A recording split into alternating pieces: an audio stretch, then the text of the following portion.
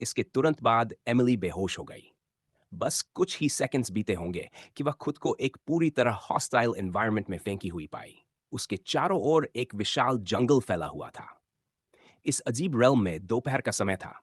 सन canopy के ऊपर तेजी से चमक रहा था और नीचे जमीन पर गहरी परछाइयां डाल रहा था। हवा गर्म और नम थी, जिसमें मिट्टी और हरियाली की मिली-जुली गंध भरी हुई थी। एक हल्की सी हवा पूरे जंगल में बह रही थी, जो कहीं दूर अनजान स्ट्रीम्स में बहते पानी की आवाज अपने साथ ला रही थी। लेकिन एमिली को इन सब बातों की असल में कोई जानकारी नहीं थी। वह सिर्फ वही जानती थी जो वह खुद देख या महसूस कर पा रही थी। एमिली को नहीं पता था कि वह कहाँ है। उसे बस इतना एहसास था कि हमेशा की तरह उसका शरीर ठोस नहीं था और वह अपने सराउंडिंग से इंटरैक्ट नहीं कर सकती थी। एक ही बात पूरी तरह साफ थी, वह अपनी एक विजन के अंदर थी। लेकिन ये विजन सामान्य से कहीं ज्यादा डिटेल्ड थी। अक्सर वह न तो अपनी स्किन पर हवा महसूस कर पाती थी, न ही सन की गर्म किरणें। अब हालात ऐसे थे कि रियलिटी और इल्यूजन के बीच फर्क करना मुश्किल हो रहा था। सब कुछ बिल्कुल साफ और रियल लग रहा था। आगे जंगल और भी घना होता जा रहा था, इसलिए वह उसकी एजेस के साथ धीरे धीरे आगे बढ़ी। कुछ देर बाद वह एक लेक के पास पहुंची, जहां एक खुली क्लियरिंग थी। लेक के किनारे हुड पहने तीन फिगर्स खड़े थे, एक मेल और दो फीमेल्स। मेल लंबा और चौड़े कंधों वाला था, जबकि महिला कद में छोटी लेकिन स्लेंडर थी। एमिली उनके चेहरे नहीं देख पाई, लेकिन उस महिला की बॉडी फ्रेम अजीब तरह से फेमिलियर लग रही थी। मेल भी कुछ जाना पहचाना सा महसूस हो रहा था, जिसकी पीठ एमिली की तरफ थी, और वे दोनों लेक की ओर देख रहे थे। मेल और महिला ने रेड रोब्स पहन रखी थी। मेल के हाथ में एक लंबी मेटल सोर्ड थी, जिसे वह दोनों हाथों से पकड़े हुए था। ब्लेड लगभग 80 सेंटीमीटर लंबी थी और कुल्हाड़ी जितनी मोटी। सोर्ड सीधी न होकर हल्की सी ऊपर की ओर कर्व्ड थी। उसने वेपन को अपनी राइट फ्लैंक पर पकड़ा, फिर उसे बाहर निकालकर चेस्ट के सामने ले आया, जैसे वह फाइट के लिए तैयार हो। उसी पल, बिना किसी वार्निंग के, वह महिला लेक से दूर दौड़ने लगी, जैसे उसे पहले से पता हो कि अब कुछ होने वाला है। जैसे ही वह पीछे हटी, लेक का पानी हिलने लगा। सरफेस पर वेव्स बनने लगीं और धीरे-धीरे पानी के अंदर से एक विशाल हेड बाहर निकल आया। एमिली ने उस क्रीचर को ध्यान से देखा। उसकी पीठ एज़ुर ब्लू थी और पेट पीला सा। उसका पूरा शरीर सख्त स्केल से ढका हुआ था और उसकी स्ट्रक्चर कुछ अजीब सी थी। वह बीस्ट या यूं कहें थाइड का चेहरा लंबा था। मुंह से क्रोकोडाइल जैसे नुकीले फैंग्स बाहर निकले हुए थे। उसका हेड किसी एलिगेटर जैसा था और उसकी गर्दन मोटी व लंबी थी, कम से कम 10 मीटर लंबी। उसका शरीर भारी और स्टाउट था। पीठ से पीछे की ओर नुकीले स्केल्स निकले हुए थे और उसके चार मैसिव क्रोकोडिलियन जैसे क्लॉड पॉज थे। शरीर के अंत में 15 मीटर लंबी मोटी टेल थी, जिसे वह पानी के अंदर खुद को आगे बढ़ाने के लिए इस्तेमाल करता था। टाइड धीरे धीरे पानी से बाहर निकला और लेक के शोर पर आ खड़ा हुआ। तभी वह आदमी क्रीचर पर टूट पड़ा और पूरी ताकत से उसकी लेफ्ट साइड पर सोर्ड से वार किया। बीस्ट दर्द से गर्जा, लेकिन उसने कोई खास रिएक्शन नहीं दिया, बस जमीन पर एलिगेटर की तरह लौटने लगा। उसी समय फॉरेस्ट में एक गन शॉट गूंजा। एमिली ने उसे साफ सुना। कुछ ही पल बाद एक बुलेट क्रीचर की आंख के पास लगी, लेकिन उसे कोई नुकसान नहीं हुआ। मैन पीछे की ओर कूदा, बीस्ट के अटैक से बचने के लिए। जैसे ही क्रीचर ने लौटना बंद किया, वह चारों पांव पर खड़ा हुआ और आदमी का पीछा करने लगा। अननोन इंडिविजुअल हर चार्ज से बचता रहा। बीस्ट अपने भारी पांव घुमाकर उसे मारने की कोशिश करता रहा। एक और गनशॉट जंगल में गूंजा। महिला अब भी शूट कर रही थी। इस बार बुलेट थाइड की मजबूत स्केल से ढकी पीठ पर लगी, बस एक निशान छोड़ते हुए। मैन ने मौके का फायदा उठाया और फिर से क्रीचर की ओर झपटा, सोर्ड को उसकी गर्दन पर घुमाया, लेकिन हार्ड स्केल्स ने बीस्ट की नाजुक फ्लैश को बचा लिया। कई मिनट्स तक मॉन्स्टर और आदमी के बीच अटैक्स का आदान प्रदान होता रहा। तभी बीस्ट ने अपने मुंह से एक बेहद हाई प्रेशर वाटर जेट छोड़ा। मैन जमीन पर रोल कर गया और अटैक से बच गया, लेकिन वह पानी की धार हवा में उड़ती हुई एक विशाल पेड़ से टकराई और उसे बीच से साफ साफ काट दिया। मैन ने फिर चार्ज किया और बीस्ट के शरीर पर कई वार किए, उसे धीरे धीरे घायल करते हुए। टाइड पूरी तरह एनरेज्ड हो गया और उसने अपनी लड़ाई का लेवल एक कदम और बढ़ा दिया। उसने स्वॉर्ड विल्डिंग मैन पर बार बार वाटर अटैक्स किए। मैन लगातार डैश करता, रोल करता और उन्हें डॉज करता रहा। समय के साथ बीस्ट की मूवमेंट और तेज होती गई और मैन को अटैक से बचने में मुश्किल होने लगी। फिर बीस्ट ने लेक में छलांग लगाई, जिससे एक विशाल वेव उठी जो मैन की जान के लिए खतरा बन गई। लेकिन तभी कुछ अविश्वसनीय हुआ। मैन हवा में उड़ने लगा और अटैक से आसानी से बच गया। क्या ये उसकी ब्रेन क्रिस्टल पावर है? एमिली के मुंह से निकल गया। तुरंत ही मैन ने माना चैनल करना शुरू किया, लेकिन एमिली समझ नहीं पा रही थी कि वह क्या कर रहा है। उसी पल जब बीस्ट लेक के अंदर था, स्वॉर्ड विल्डिंग मैन से माना की एक जबरदस्त मात्रा निकली और सीधे पानी में जा घुसी। कुछ सेकंड्स बाद क्रीचर के नीचे से एक विशाल स्टोन पिलर बाहर निकला, जिसने टाइड को कई मीटर्स हवा में उछाल दिया और उसके पेट पर जोरदार वार किया। यह क्या है? एमिली ने हैरानी से कहा। बीस्ट पहले से भी गुस्से में आ गया और उसने अपने चारों ओर पानी का एक स्फीयर बनाना शुरू कर दिया। दो पावर्स? एमिली बस इतना ही कह पाई जब उसने वह डोम बनते देखा। पहले उसे लगा था कि टाइड सिर्फ वह वाटर जेट ही बना सकता है, लेकिन वह गलत थी। उसी समय स्वॉर्ड विल्डिंग मैन ने और ज्यादा मैना चैनल किया। धीरे धीरे उसके हाथों से फ्लेम्स निकलने लगी। क्या मजाक कर रहे हो? एमिली को अपनी आंखों पर यकीन नहीं हो रहा था। सिर्फ थाइड के पास मल्टीपल पावर्स नहीं थी, मैन भी कई पावर्स इस्तेमाल कर रहा था। अगर पहले स्टोन पिलर को लेकर उसे शक था, तो अब वह पूरी तरह श्योर थी कि वह मैसिव अटैक उसी आदमी का किया हुआ था। इस गाय के पास भी मल्टीपल पावर्स है। फाइट आगे बढ़ती गई। बीस्ट और मैन एक दूसरे पर जबरदस्त हमले करते रहे, बेहिसाब मैना खर्च करते हुए। ऐसा लग रहा था जैसे उनके पास इथेरियल एनर्जी की कोई कमी ही नहीं हो। एमिली समझ नहीं पा रही थी कि आदमी ये सब कैसे कर पा रहा है। जैसे जैसे बैटल आगे बढ़ी, बीस्ट और भी मजबूत होता गया। एमिली को लगा कि यह किसी और ब्रेन क्रिस्टल पावर की वजह से है। थोड़ी देर बाद दोनों इतने तेज हो गए कि एमिली को दिखना ही बंद हो गया कि वे कर क्या रहे हैं। तभी फॉरेस्ट में एक और गन शॉट गूंजा। इस बार बुलेट पानी उगलते टाइड की ओर नहीं थी, बल्कि लेक से बाहर निकलते एक दूसरे टाइड की तरफ थी। बुलेट सीधे उसके दोनों आंखों के बीच लगी और वह वहीं उसी पल मर गया। लेकिन लेक से और भी क्रीचर्स निकलने लगे। वे उस एज्योर मॉन्स्ट्रोसिटी से कम डरावने नहीं थे जिससे वह आदमी लड़ रहा था। जैसे जैसे और बीस्ट बाहर आते गए, हवा में और भी गन शॉट्स गूंजने लगे। अनगिनत मॉन्स्टर्स पानी से बाहर निकले। एमिली ने देखा कि वह रहस्यमयी महिला एक एक करके उन्हें गोली मारकर गिरा रही थी, और जिस पानी से वे निकल रहे थे वह धीरे धीरे खून से लाल हो गया। उनका शरीर ज्यादातर मछलियों जैसा था, सिवाय उनके आर्म्स के जो उनके साइड से अजीब तरीके से बाहर निकले हुए थे। वे उन लिम्स को मोड़कर जमीन पर चल भी सकते थे और पानी में तैर भी सकते थे।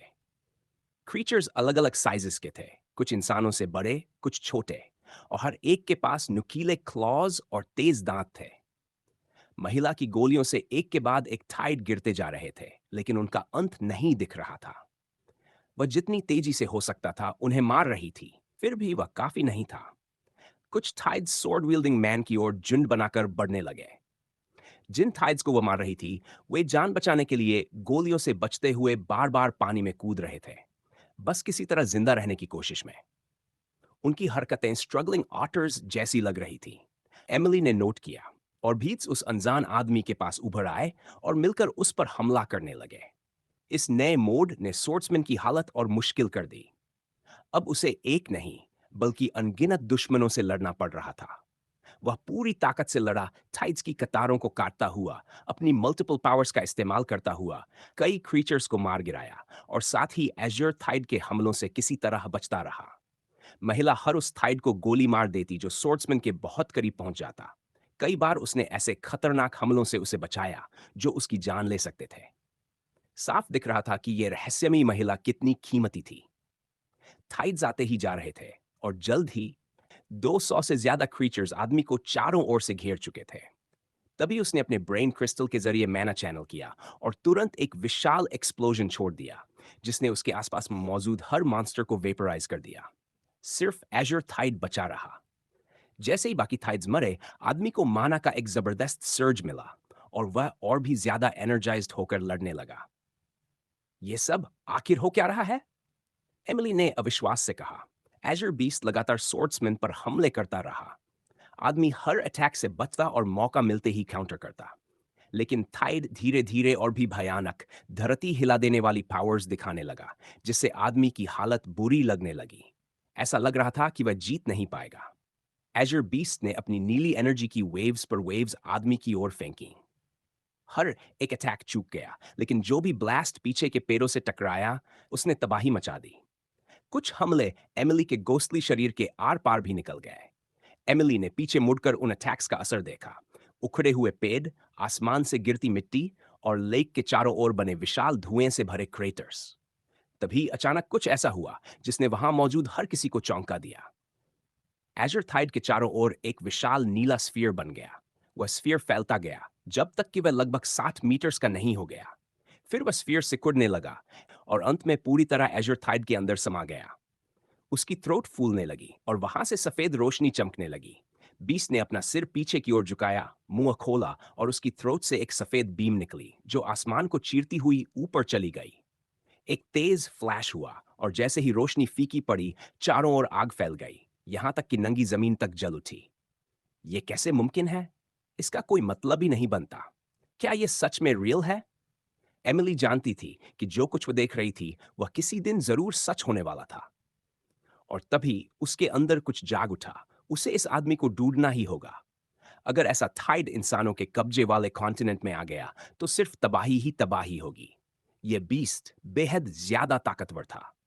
सिर्फ मल्टीपल पावर्स ही नहीं, उसकी रॉ स्ट्रेंथ भी डरावनी थी। ऐसा नहीं था कि इंसानों में कोई इतना विनाशकारी हमला नहीं कर सकता, लेकिन वे ऐसा आमतौर पर एक दो बार ही कर पाते थे। इसके उल्ट ये बीस्ट बिना किसी मेहनत के बार बार ऐसे हमले कर सकता था जो पूरे शहरों को मिटा सकते थे। लेकिन सबसे हैरानी की बात यह थी कि स्वॉर्ड्समैन इस बीस्ट से आमने सामने लड़ पा रहा था। इतना ही नहीं, उस आदमी के पास भी बेहिसाब ताकत थी। वह खुद थाइड से भी बड़ा खतरा बन सकता था। एमिली को उसे ढूंढना ही था, इससे पहले कि कुछ भयानक हो जाए। जब एमिली इन ख्यालों में डूबी हुई थी, तभी स्वॉर्ड्समैन का शरीर नीली एनर्जी से चमकने लगा। ऐसा लग रहा था जैसे वह कुछ चार्ज कर रहा हो। वह हवा में तैर रहा था और टाइड लगातार उस पर एनर्जी ब्लास्ट्स बरसा रहा था, लेकिन एक भी उसे छू नहीं पा रहा था। जब आदमी पूरी तरह तैयार हो गया, उसने एजरथाइड की ओर एक भीषण शक्ति छोड़ दी। उस हमले ने बीस्ट के पूरे शरीर को चीरकर रख दिया। उसके आसपास मौजूद सारे थाइड्स उसी पल वेपराइज हो गए और वहां सिर्फ वह आदमी अकेला खड़ा रह गया तबाही के बीच। वह पूरी तरह सुरक्षित लग रहा था। बस उसके ऊपर काली जली हुई धूल जमी थी। उसके चेहरे पर थकान और एग्जॉस्शन साफ दिख रही थी, लेकिन वह घायल नहीं था। एमिली सांस रोके ये सब देख रही थी, लेकिन तभी विजन धुंधली होने लगी। नहीं, मैंने अभी तक उस आदमी का चेहरा नहीं देखा, एमिली चिल्लाई। कुछ ही मोमेंट्स बाद सब कुछ अंधेरा हो गया और फिर उसने आंखें खोल दी। जब एमिली को होश आया तो उसने देखा कि उसके सामने उसका पिता खड़ा था। उसका चेहरा चिंता से पीला पड़ा हुआ था। एमिली, क्या हुआ? डैड। हाँ, मैं हूं, हनी। डैडी। एमिली थोड़ी कंफ्यूज्ड थी। विजन शुरू हुए कितना समय बीत चुका था। उसे तो सिर्फ आधा घंटा ही लगा था, लेकिन उसके पेरेंट्स के चेहरों को देखकर लग रहा था कि इससे कहीं ज्यादा समय गुजर चुका है। कितना टाइम बीता? A minute, hours, उसके पिता ने जवाब दिया। 8 आवर्स? उसने अविश्वास से दोहराया। हाँ हनी, उसकी मां लूसी बोली। क्या तुम हमें बता सकती हो कि तुमने क्या देखा? रिचर्ड ने पूछा। यह कॉम्प्लिकेटेड है, एमी ने कहा। मैंने बहुत कुछ देखा। धीरे धीरे उसने अपनी विजन की कहानी सुनाई, लेकिन उसने ये बात छुपा ली कि वह आदमी और थाइड मल्टीपल पावर्स का इस्तेमाल कर रहे थे। उसने बस इतना कहा कि वे दोनों बेहद ताकतवर थे, शायद इस ग्रह के सबसे शक्तिशाली जीव। उसे खुद नहीं पता था कि उसने ये बात अपने पेरेंट्स से क्यों नहीं कही, लेकिन उसके अंदर कोई आवाज जोर जोर से कह रही थी कि यह जानकारी किसी को नहीं बतानी चाहिए। जब भी एमिली को ऐसा फीलिंग आता था, वह उसे फॉलो करती थी और हर बार वही सही साबित हुआ था। इसलिए उसने इस हिस्से को सीक्रेट ही रखा। क्या तुम देख पाई कि वे दोनों लोग कौन थे? लूसी ने पूछा। बिल्कुल नहीं, मॉम, सब कुछ साफ था, बस उनके चेहरे नहीं। यही सबसे अजीब बात थी। आमतौर पर एमिली की विजन्स धुंधली होती थी, चेहरे ही नहीं, सराउंडिंग्स भी। लेकिन इस बंगल, टाइड्स, पावर्स, सब कुछ परफेक्टली क्लियर था। फिर भी उन लोगों के चेहरे नहीं दिखे। कोई बात नहीं हनी, रिचर्ड ने गंभीर आवाज में कहा। हम उन्हें ढूंढ लेंगे। वह जानता था कि मामला कितना गंभीर है। जब भी उसकी बेटी को विजन आती थी, कुछ बुरा जरूर होने वाला होता था। खुशी की बात यह थी कि फ्यूचर बदला जा सकता था और अपनी रिसोर्सेज के दम पर रिचर्ड को पूरा भरोसा था कि वह उस डिजास्टर को रोक लेगा जिसे उसकी बेटी ने देखा था। एरिक स्कूल की गलियों से निकल रहा था। एम्बर, फ्लॉयड और ग्वेन उसके साथ थे। चारों दोस्त इमारत से बाहर निकलते हुए इधर-उधर की बातें कर रहे थे। हे एरिक, फ्लॉयड ने कहा, लंच के बाद थोड़ा हैंग आउट करेंगे? उसने पूछा। एरिक को अच्छा लगा कि उसका दोस्त उसके साथ वक्त बिताना चाहता है, लेकिन अफसोस उस दिन उसके और प्लान्स थे। नहीं, सॉरी, मुझे काम पर जाना है फ्लॉयड। कोई बात नहीं, फ्लॉयड ने मुस्कुराते हुए कहा। मैंने कभी पूछा नहीं, पर तुम्हारा जॉब एग्जैक्टली क्या है? ग्वेन ने सवाल किया। इस सवाल पर एरिक थोड़ा असहज हो गया। वह कोई ड्रीम जॉब नहीं कर रहा था और यह कहना कि वह एक फार्म पर काम करता है, उसे थोड़ा शर्मिंदगी भरा लगा, खासकर जब सामने तीनों ही अमीर थे। खैर, असल में बहुत अमीर तो एम्बर थी, लेकिन फ्लॉयड और ग्वेन के पास भी काफी पैसा था।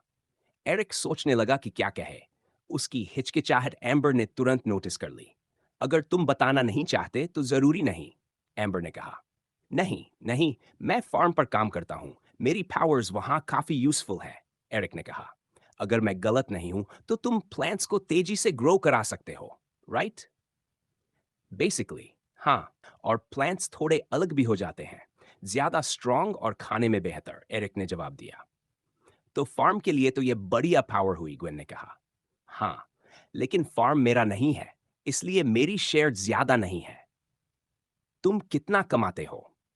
कुछ दिन पहले रेज मिला है, लेकिन उससे पहले मुझे रोज 20 न्यू डॉलर्स मिलते थे, एरिक ने शर्माते हुए कहा। उनके लिए 20 न्यू डॉलर्स लगभग कुछ भी नहीं थे।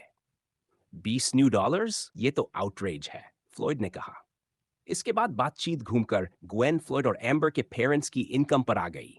एरिक ये सुनकर हैरान रह गया कि एम्बर के पेरेंट्स मिलियंस कमाते हैं और उसका फादर स्टोन फैमिली की एक कंपनी का सीईओ है, देश की सबसे प्रॉस्परस फैमिली। उसके बाद सब अपने अपने रास्ते चले गए। एरिक ट्रेन स्टेशन की ओर बढ़ गया। एक आरामदायक सफर के बाद वह नॉर्दर्न डिस्ट्रिक्ट पहुंच गया। सच यह था कि एरिक का प्लान मिस्टर फॉक्स की फार्म पर जाने से पहले थाइड्स का शिकार करने का था। उसकी पावर काफी इंप्रूव हो चुकी थी और अब बूढ़े आदमी का एटीट्यूड भी उसके प्रति बदला हुआ था। एरिक को भरोसा था कि अगर वह थोड़ा लेट हुआ भी तो मिस्टर फॉक्स कुछ नहीं कहेंगे। यह सोचते हुए एरिक गेहूं के खेत के अंदर चला गया, मन ही मन ये सोचते हुए कि आज कितने थाइड्स मारेगा और कौन सी शानदार पावर मिलेगी। फिर उसे याद आया कि रात को वह लोमालिन की पावर भी अनलॉक कर सकता है, तो उसने कदम तेज कर दिए और व्हीट फील्ड से बाहर निकल गया। कुछ देर बाद वह ब्रीच के पास पहुंचा और फॉरेस्ट में घुसकर थाइड्स ढूंढने लगा। जगह हमेशा की तरह वाइल्ड थी। पेड़ों के बीच चहचहाते बर्ड्स और कैनोपी की लंबी परछाइयां जमीन पर सब कुछ ढांक रही थी। 10 मिनट तक एरिक को कोई थाइड नहीं मिला, इसलिए वह बैरियर के साथ साथ फॉरेस्ट के अंदर और गहराई में चला गया, जब तक कि वह घनी झाड़ियों और लंबी घास से घिरे एक छोटे क्लियरिंग तक नहीं पहुंच गया। क्लियरिंग के बीचों बीच एक विशाल प्राचीन पेड़ खड़ा था, जिसका ट्रंक काई से ढका हुआ था। पहली नजर में वह किसी फैंटेसी बुक या मूवी से निकला हुआ लगता था। पेड़ के पास एक बड़ा रॉक पड़ा था, करीब 4 से 6 मीटर चौड़ा, जो जमीन में सीधा खड़ा था, मानो किसी ने जानबूझकर वहां रखा हो। उसके चारों ओर कई छोटे स्टोन्स एक सर्कल बनाकर खड़े थे और उनके बीच हरे पत्तों में पर्पल रंग की लिलीज उग रही थीं। जब एरिक ने उस जगह को ध्यान से देखा, तो उसने 5 लोमलिन्स का एक ग्रुप देखा। उनके गोल, काले सिर, जिनमें न आंखें थीं न कान, उसे अजीब डरावना लगा। और जब उसने उनके नुकीले मैंडिबल्स देखे, तो उसकी घिन और बढ़ गई। ओह! एरिक सिहर उठा। उनका खून चखने और ब्रेन क्रिस्टल खाने के बाद भी उसे ये क्रीचर्स बेहद डिस्गस्टिंग लगते थे। एरिक ने तय किया कि अब अपनी नई पावर्स टेस्ट करने का समय है। लोगन वाली पावर काफी हैंडी थी, क्योंकि उससे वह दूर से मार सकता था। लेकिन उसकी एम बहुत अच्छी नहीं थी, इसलिए उसे थोड़ा पास जाना पड़ेगा, ताकि नंबर्स कम कर सके और सीधे भिड़ने में जान का रिस्क न रहे। 3 को वह पहले ही मार चुका था, इसलिए उस पर भरोसा था। लेकिन 5 के साथ क्या कर पाएगा, ये उसे नहीं पता था। प्रॉब्लम यह थी कि क्लियरिंग में कोई हाइडिंग स्पॉट नहीं था, जिससे वह बिना देखे पास जा सके। निराश होकर एरिक ने वही किया जो कर सकता था, जमीन पर रेंगते हुए आगे बढ़ना। शिट, ये यूनिफॉर्म तो साफ था, उसने बड़बड़ाया। वह मैना चैनल करते हुए क्रीचर्स के पास बढ़ने लगा। उसने 2 माना डार्ट्स बनाए और साथ ही रास्ते में मिला एक लंबा मोटा स्टिक लेकर उसमें शार्पनिंग पावर भर दी। ये पावर काफी यूजफुल थी। वह किसी भी चीज को वेपन बना सकता था। और प्लांट से बेहतर वेपन क्या होगा? आखिर जिंदगी भर लोग उसका मजाक उड़ाते रहे थे कि वह बस प्लांट्स ही उगा सकता है, तो क्यों न उन्हीं प्लांट्स को हथियार बना लिया जाए। लेकिन जैसे जैसे एरिक पास पहुंचा, कोई नया क्वेस्ट सामने नहीं आया जो उसे थोड़ी निराशा हुई। वह तब तक आगे बढ़ता रहा जब तक कि वह टाइड्स के काफी करीब नहीं पहुंच गया। उसने गहरी सांस ली, एक बीस्ट को एम किया और पूरा ध्यान उसी पर लगाया। कुछ और सांसों के बाद उसने डेडली डार्ट फेंक दी। एक! जैसे ही डार्ट लोमलन की स्किन में घुसी, उसके टिप में मौजूद पॉइजन उसके शरीर में फैलने लगा। बीस्ट जमीन पर तड़पने और चीखने लगा, लेकिन पॉइजन ने उसे कोई चांस नहीं दिया। कुछ ही सेकंड्स में वह डेयर हो गया। मैना absorbing process starting 0%, 1%, 5%, 30%, 70%, 100%। Mana successfully absorbed, starting converting procedure. 3, 2, 1, 0 mana successfully converted into experience. 104 experience points awarded to the host. बाकी चारों लोमलिन्स ने माना चैनल करना शुरू कर दिया और उनके शरीर पर एक नया एक्सोस्केलेटन बन गया, भारी आर्मर की तरह। फक, एरिक ने बुदबुदाया। अच्छी बात है अभी तक इन्होंने मुझे नहीं देखा। एरिक जानता था कि उसकी डार्ट माना एक्सोस्केलेटन को भेद नहीं पाएगी, लेकिन शार्पनिंग पावर उसे वह एज दे सकती थी। उसने तुरंत पहले से तैयार डार्ट में और माना भरी, उसकी टिप को और भी ज्यादा तेज और पियर्सिंग बना दिया। एरिक ने फिर से एम किया। लोमलिन्स अपने अटैकर को ढूंढने की कोशिश कर रहे थे। तभी एक और डार्ट उड़ती हुई आई और एक बीस्ट के आर्मर को ऐसे चीरती चली गई जैसे वह बटर हो। बाकी 3 टाइड्स हैरान रह गए। कुछ ही देर में वह बीस्ट भी पॉइजन से मर गया। और तभी एरिक एक्शन में कूद पड़ा। वह अल्ट्रा शार्पन स्टिक लेकर टाइड्स की ओर दौड़ा और बेरहमी से उन पर वार करने लगा। एक के बाद एक क्रीचर्स गिरते चले गए। हर किल के साथ उसके कानों में नोटिफिकेशन गूंजती और उसके शरीर में एक अजीब सी फीलिंग फैल जाती। आखिरकार आखिरी लोमालिन भी जमीन पर ढेर हो गया और तभी एरिक जोर जोर से हंस पड़ा। मल्टीपल हॉस्टाइल लोमालिन्स killed. Mana absorbing process starting 0%, 1%, 5%, 30%, 70%, 100%। Mana successfully absorbed, starting converting procedure. 3, 2, 1, 0 mana successfully converted into experience. 312 experience points awarded to the host level up. Eric हंसना रोक ही नहीं पा रहा था। वो एहसास बहुत ज्यादा था। 5 मॉन्स्टर्स को मारने के बाद उसके अंदर एक अजीब सी खुशी और हल्कापन भर गया और टाइड्स की जान लेना उसके लिए अब पहले से कहीं ज्यादा आसान होता जा रहा था। कुछ देर बाद एरिक जंगल से बाहर निकला और रोज की तरह मिस्टर फॉक्स के फार्म पर काम करने चला गया। वहां कुछ खास नहीं हुआ, बस इतना कि बूढ़े आदमी ने खेतों में काम करने के लिए 5 और लोगों को रख लिया था। एरिक की पावर्स की वजह से अब ऐसा लग रहा था कि मिस्टर फॉक्स आखिरकार अपने फार्म से सटी हुई जमीन खरीद पाएगा और अपने प्लॉट्स को अपग्रेड करेगा, जिससे उसकी इनकम काफी बढ़ने वाली थी। काम अभी भी बहुत था, लेकिन अगस्त के आखिर तक वो एरिक से भरपूर फायदा उठा सकता था। इसलिए उसे भरोसा था कि नए खेतों पर खर्च किया गया पैसा वो आसानी से वापस कमा लेगा। काम खत्म करने के बाद एरिक वापस स्कूल गया, जहां उसने बाकी स्टूडेंट्स के साथ ट्रेनिंग की और अपनी डेली क्वेस्ट पूरी की। ट्रेनिंग हमेशा की तरह ब्रूटल थी, लेकिन लेवल अप से मिली एबनॉर्मल स्ट्रेंथ की वजह से वो अब उसे संभाल पा रहा था। उसके बाद एक छोटी सी ट्रेन राइड लेकर वो घर लौट आया। अपना अपार्टमेंट खोलते ही एरिक सीधे काउच पर कूद पड़ा और ढीला पड़ गया। क्या दिन था, उसने बुदबुदाया। वो पूरी तरह थक चुका था, लेकिन उसे पता था कि उसका दिन अभी खत्म नहीं हुआ है। सोने से पहले उसे कुछ और काम करने थे। सिस्टम स्टेटस स्क्रीन दिखाओ।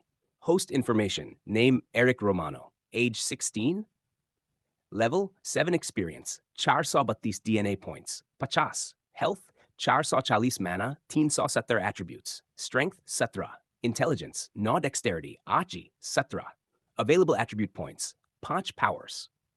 Biological supercomputer powers, brain crystal manipulation, brain crystal power extraction, brain crystal को absorb करने की अनुमति देता है, जिससे host उस power को हासिल कर सकता है जो उसके अंदर होती है। Notice, power का इस्तेमाल करने के लिए DNA में बदलाव जरूरी है। DNA extraction, locked brain crystal power strengthening, energy attribute points बढ़ाने की अनुमति देता है। Locked DNA manipulation, DNA extraction foreign DNA को अब्सॉर्ब करने की अनुमति देता है जिससे बॉडी उसे रेप्लिकेट कर सके। नोटिस डीएनए बदलना एक स्लो प्रोसेस है और नई ब्रेन क्रिस्टल पावर्स इस्तेमाल करने के लिए जरूरी है। Locked, locked. DNA strengthening, strength, intelligence और डेक्सटेरिटी एट्रीब्यूट पॉइंट्स बढ़ाने की अनुमति देता है। लॉक्ड एनालिसिस, आसपास के एनवायरनमेंट, प्लांट्स, क्रीचर्स और ओर्स की जानकारी देता है। ब्रेन इंफॉर्मेशन इंजेक्टर, टच के जरिए इंफॉर्मेशन को सीधे ब्रेन में इंजेक्ट करता है। डिवाइस मैनिपुलेशन, इलेक्ट्रॉनिक और मैनर ड्रिवन डिवाइसेस को मैनिपुलेट करने की अनुमति देता है। टच आधारित। Hosts powers, rapid growth, plants, plants को तेजी से ग्रो कराने की क्षमता। शार्पनिंग, मैना की मात्रा के हिसाब से किसी भी चीज या बॉडी पार्ट को ज्यादा शार्प बनाता है। माना पॉइजनस स्पाइक्स, यूजर की पीठ से इथेरियल पॉइजनस स्पाइक्स बनाता है। टॉक्सिसिटी और लेंथ इस्तेमाल की गई स्पिरिचुअल एनर्जी पर डिपेंड करती है। पॉइजनस माना डार्ट्स, पॉइजनस माना डार्ट्स बनाता है जिनकी लीथैलिटी इस्तेमाल की गई स्पिरिचुअल एनर्जी पर डिपेंड करती है। Bone manipulation is Sigma 1E ranked. User की बोन्स को मैनिपुलेट, एनलार्ज, डेंस, रीशेप और शार्पन करने की क्षमता। एनिमल शेप शिफ्टिंग, ई सिग्मा में रूप लेने की क्षमता। शेप शिफ्टिंग अनलॉक करने के लिए एनिमल्स को अब्सॉर्ब करना जरूरी है। स्किल्स क्योकर hand to hand style, France में विकसित की गई एक मिलिट्री फाइटिंग स्टाइल। एरिक ने अपने स्टैट्स को ध्यान से देखा। उसके पास अब भी 5 एट्रीब्यूट पॉइंट्स बचे हुए थे। इस समय उसे सबसे ज्यादा जरूरत थी ट्रेनिंग स्पीड और एम को बेहतर बनाने की। ये दोनों चीजें सीधे डेक्सटेरिटी से जुड़ी थी क्योंकि वही आई हैंड कोऑर्डिनेशन को इंप्रूव करती थी। अगर डेक्सटेरिटी बढ़ जाती तो प्रोफेसर मैकेलिस्टर की दिखाई हर मूव को वो आसानी से रेप्लिकेट कर पाता, इनकमिंग अटैक्स पर जल्दी रिएक्ट करता और उसका एम भी काफी बेहतर हो जाता। हाँ, यही सही है, एरिक ने कहा। सिस्टम, 5 एट्रीब्यूट पॉइंट्स डेक्सटेरिटी में डाल दो। Understood. 5 attribute points put into dexterity. जैसे ही उसके शरीर के अंदर बदलाव शुरू हुए, एरिक को दुनिया अलग सी लगने लगी। हर चीज ज्यादा साफ और डिटेल दिखने लगी। ऐसा महसूस हो रहा था जैसे वो एक साथ सब कुछ देख और महसूस कर पा रहा हो, जैसे वक्त थम गया हो। इस एहसास ने उसे आजादी का जबरदस्त अनुभव दिया। अब लोमलिन की पावर अनलॉक करने का वक्त था। एरिक जानता था कि इसमें समय लगेगा, इसलिए उसने पूछा, सिस्टम, लोमलिन की ब्रेन क्रिस्टल पावर हासिल करने में कितना समय लगेगा? Answer: 2 hours and a half are required to absorb the Lomelin brain crystal power. 50 DNA points are required. Do you want to start the procedure? ठीक है, जरूरी points इस्तेमाल करो और extraction शुरू करो। Understood. System ready. DNA points used. Commencing extraction. Host is advised to lay on a bed. चलो शुरू करते हैं। स्पिरिचुअल एनर्जी एरिक के शरीर के अंदर घूमने लगी। ऐसा लग रहा था जैसे उसके अंदर आग भड़क उठी हो जो रास्ते में आने वाली हर चीज को जला रही हो। फिर हमेशा की तरह वो गर्माहट फैली, पेट से शुरू होकर हाथ पैरों तक और आखिर में पूरे शरीर से बाहर निकल गई। कम से कम ये दर्दनाक नहीं है, उसने कहा। लेटे लेटे उसका सिर घूमने लगा, नजर धुंधली हो गई। कुछ ही देर में उसकी आंखें बंद हो गई और वो बेहोश हो गया। जरूरी समय पूरा होने के बाद एरिक की आंख खुली। उसे कोई खास फर्क महसूस नहीं हुआ, लेकिन उसे पता था कि उसकी ब्रेन क्रिस्टल में कुछ बड़ा बदल चुका है। उसने इंस्टिंक्ट के सहारे स्पिरिचुअल एनर्जी को चैनल करना शुरू किया। थोड़ी ही देर में उसकी स्किन से बोन्स निकलने लगी जो मिलकर एक तरह का आर्मर बना रही थी।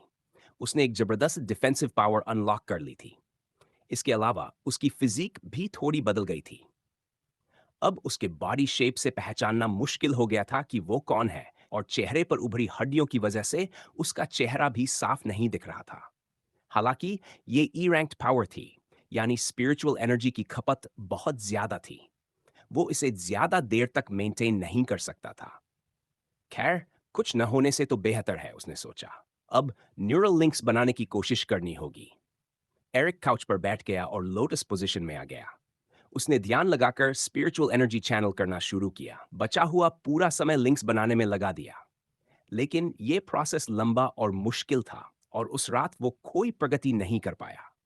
काम खत्म होने के बाद उसने घड़ी देखी। अभी थोड़ा समय बचा था। वो कंप्यूटर के पास गया और न्यूज खोल ली। Is teleporting possible? WRI द्वारा रिपोर्ट की गई चौंकाने वाली खबर, जिसमें इंस्टीट्यूट का दावा है कि उन्होंने टेलीपोर्टेशन डिवाइसेस को संभव बनाने का तरीका ढूंढ लिया है।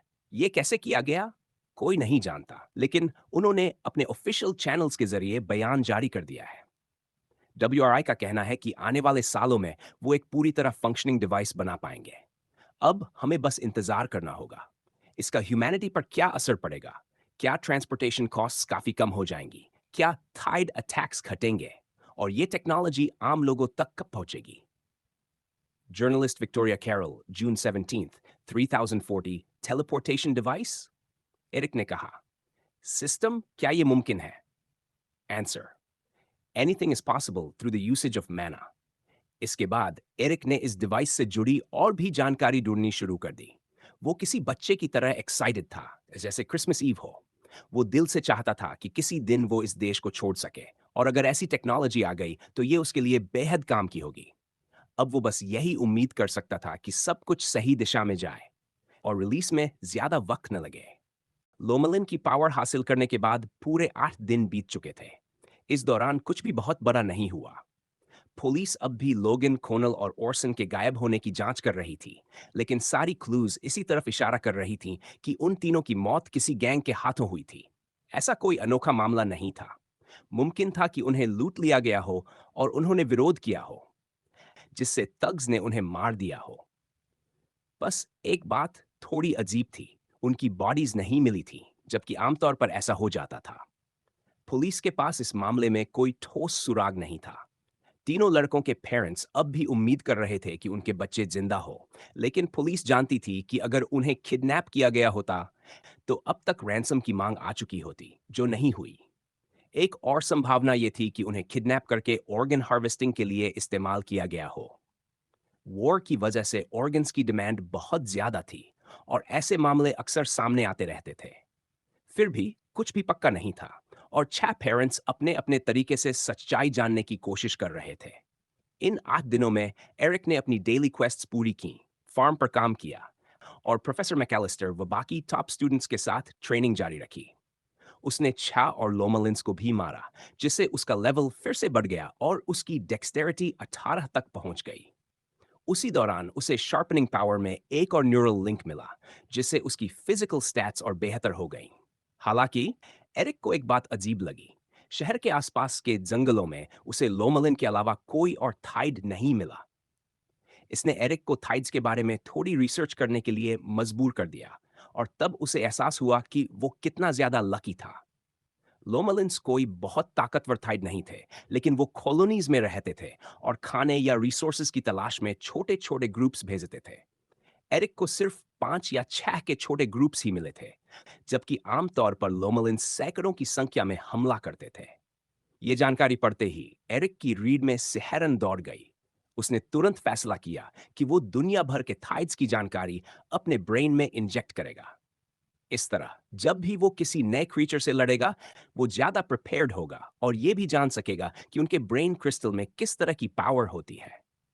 टेलीपोर्टेशन डिवाइस की खबर तो आग की तरह पूरी दुनिया में फैल चुकी थी। लोग सोचने लगे थे कि क्या इसकी मदद से मर कॉन्टिनेंट को वापस रिक्लेम किया जा सकता है, वही जगह जहां ज्यादातर थाइड्स रहते थे। वो इलाका अब भी अनचार्टेड था, खतरनाक और अनदेखे थाइड से भरा हुआ।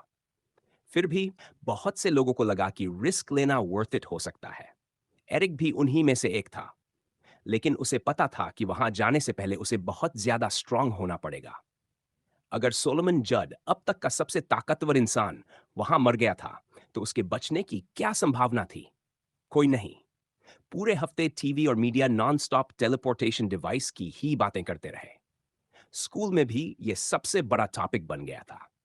स्टूडेंट्स इसके ह्यूमैनिटी पर पड़ने वाले असर और इसके रिस्क्स पर बहस कर रहे थे। लोग अंदाजे लगा रहे थे कि ये डिवाइस कैसे काम करेगी। क्या ये इंसान को डिस्ट्रॉय करके कहीं और रीबिल्ड करती है? अगर ऐसा है, तो क्या इसका मतलब ये हुआ कि डिवाइस किसी को मारकर उसकी कॉपी बनाती है, या फिर इसका तरीका कुछ और है?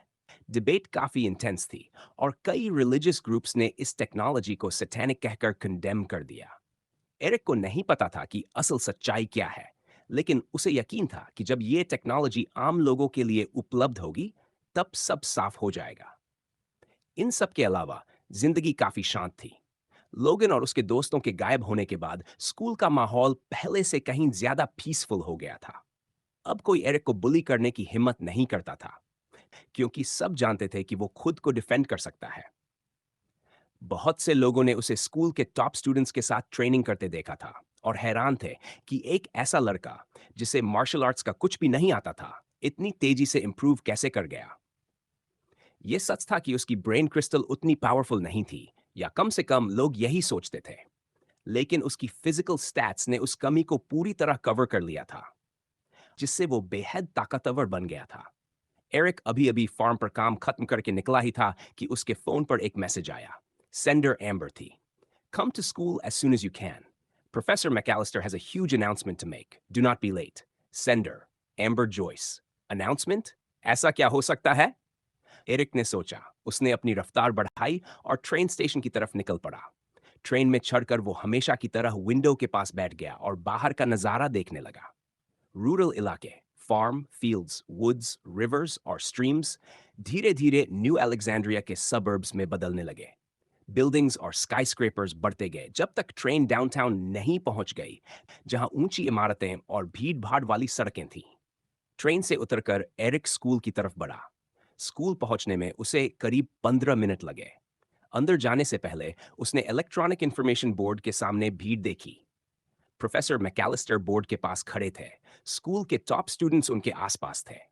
वो गंभीर दिख रहे थे, लेकिन कुछ कह नहीं रहे थे। जैसे ही एरिक पहुंचा, प्रोफेसर मैकेलिस्टर ने उसे घूर कर देखा और बाकी स्टूडेंट्स ने यह नोटिस कर लिया। उन्हें अब भी एरिक पसंद नहीं था, इसलिए वो हंसने लगे। एरिक ने प्रोफेसर मैकेलिस्टर के दाहिने तरफ देखा, जहां एम्बर उसे इशारा कर रही थी कि वो लाइन में आ जाए। एरिक उसके बाएं खड़ा हो गया और सामने मौजूद लोगों को देखने लगा। वहां वही स्टूडेंट्स थे जो अक्सर क्लासेस के बाद स्कूल में रुककर ट्रेनिंग करते थे। वही जिन्हें वो जिम जाते हुए अक्सर देखता था, जहां सिर्फ टॉप स्टूडेंट्स को एंट्री मिलती थी।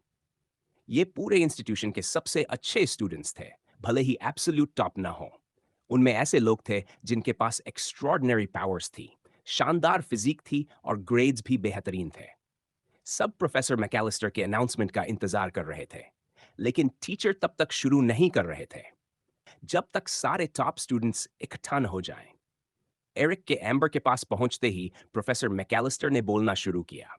जैसा कि तुम सब जानते हो, हर साल स्कूल के टॉप स्टूडेंट्स को मिलिट्री एनरोलमेंट से पहले रेड पैलेस भेजा जाता है ताकि वे अपनी स्किल्स को पॉलिश कर सके। उन्होंने गंभीर आवाज में कहा। यह सुविधा सिर्फ न्यू अलेक्जेंड्रिया के लोगों को मिलती है, क्योंकि पूरे देश में रेड पैलेस से बेहतर इंस्टीट्यूशन कोई नहीं है। उस जगह का हिस्सा बनना अपने आप में एक बहुत बड़ा सम्मान है। आमतौर पर, उन्होंने आगे कहा, स्कूल खुद ही टॉप स्टूडेंट्स को सिलेक्ट करता है, जिससे कई टैलेंटेड लेकिन अनलकी स्टूडेंट्स पीछे रह जाते हैं। लेकिन इस साल हमारे पास कुछ स्पेशल न्यूज़ है।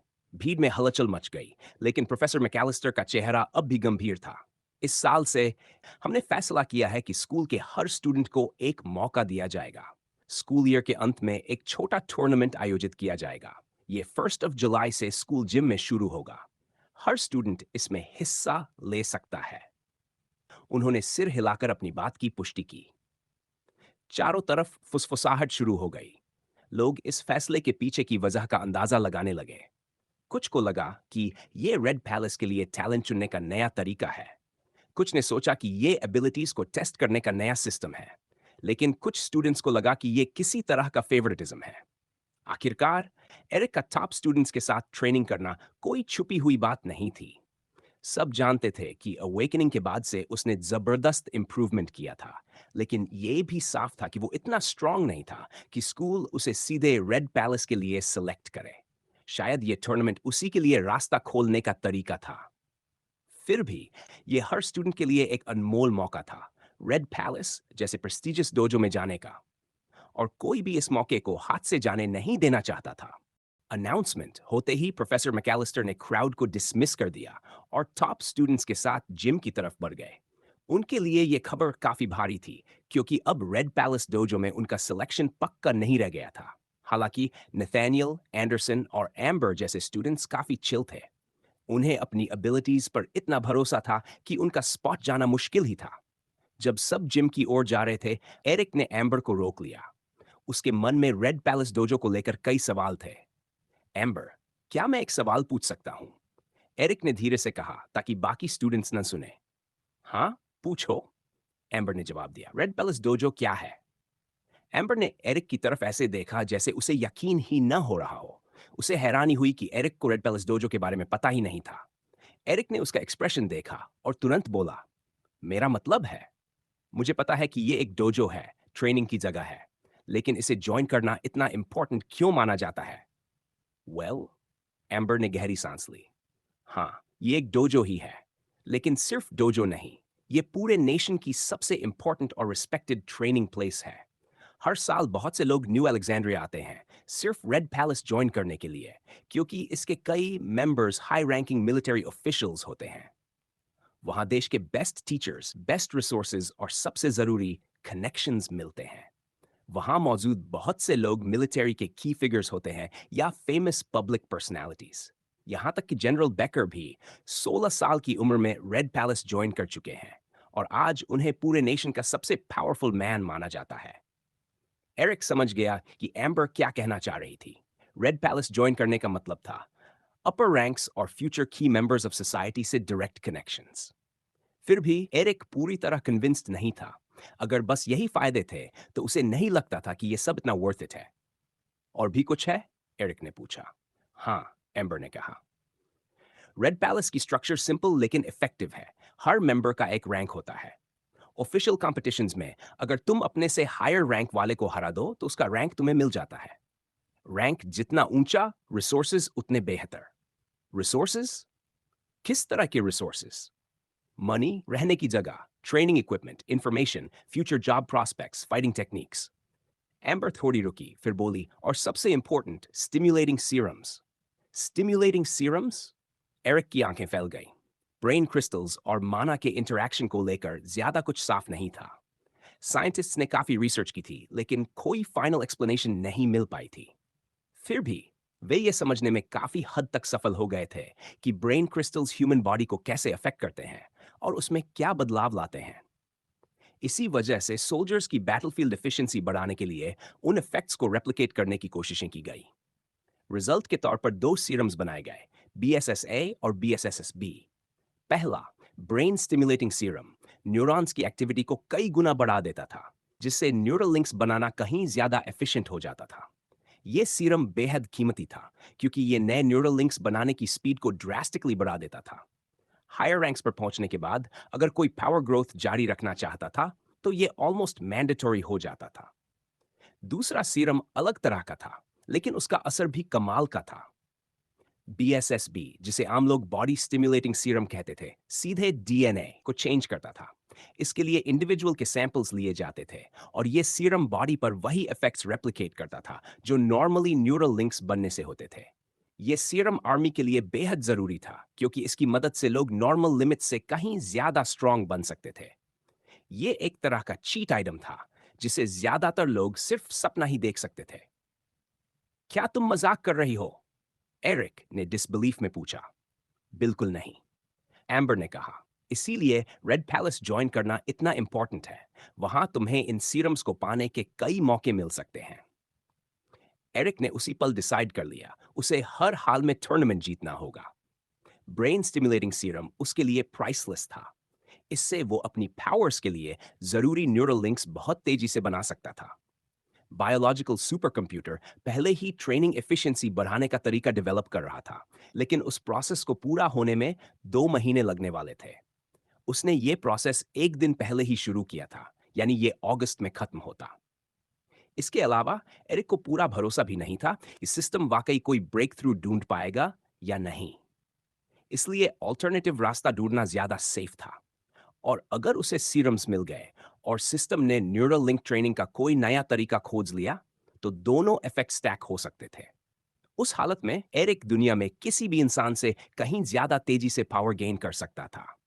जिम पहुंचते ही सबने अपनी यूजुअल ट्रेनिंग शुरू की और एरिक ने अपनी दूसरी डेली क्वेस्ट पूरी की। ट्रेनिंग के बाद वो एक नए जोश के साथ घर की तरफ निकला। लोगन, कॉर्नल और ऑर्सन के पेरेंट्स अब भी अपने बच्चों की तलाश में थे। उस दिन वे पुलिस स्टेशन पहुंचे और कई घंटों तक वहां बैठे रहे। जब तक आखिरकार ऑफिसर्स ने उनसे बात नहीं की। छहों पेरेंट्स को एक बड़े कमरे में ले जाया गया, जहां एक खाली डेस्क और दो चेयर्स थी। अंदर पहुंचने पर उन्होंने देखा कि एक पुलिस ऑफिसर पहले से वहां बैठा हुआ था। प्लीज अंदर आइए, ऑफिसर ने कहा। क्या कोई खबर है? लोगन की मां ने बेचैनी से पूछा। ऑफिसर ने उसे सीधे आंखों में देखा और बोला, हाँ, कुछ खबर है। ये सुनते ही छहों पेरेंट्स की आंखों में उम्मीद की चमक आ गई। लेकिन अगले ही पल ऑफिसर ने बोलना शुरू किया। दुर्भाग्य से हम आपके बेटों को ढूंढ नहीं पाए। इन्वेस्टिगेशन के मुताबिक आपके बेटे शायद किसी गैंग के हाथों मारे गए और उनकी बॉडीज डिस्पोज कर दी गई। हमें यह कहते हुए अफसोस हो रहा है, लेकिन अब इस केस में हमारे पास आगे करने के लिए कुछ नहीं बचा है। ऑफिसर ने उन्हें पूरी डिटेल में अपनी थियरी समझाई। उसकी बातें काफी लॉजिकल थी और कुछ पेरेंट्स को तो सच में लगने लगा कि वही सच है। न्यू अलेक्जेंड्रिया जैसे शहर में ऐसे केसेस आम थे और ज्यादातर ऑर्गन ट्रैफिकिंग से जुड़े होते थे। ऑफिसर ने अंत में साफ शब्दों में कहा कि इतना समय बीत जाने के बाद उनके बेटों के जिंदा होने की संभावना ना के बराबर है, और फिर कमरे से बाहर चला गया। छहों पेरेंट्स फूट फूट कर रोने लगे। उन्हें यकीन नहीं हो रहा था कि उनके बच्चे अब इस दुनिया में नहीं रहे।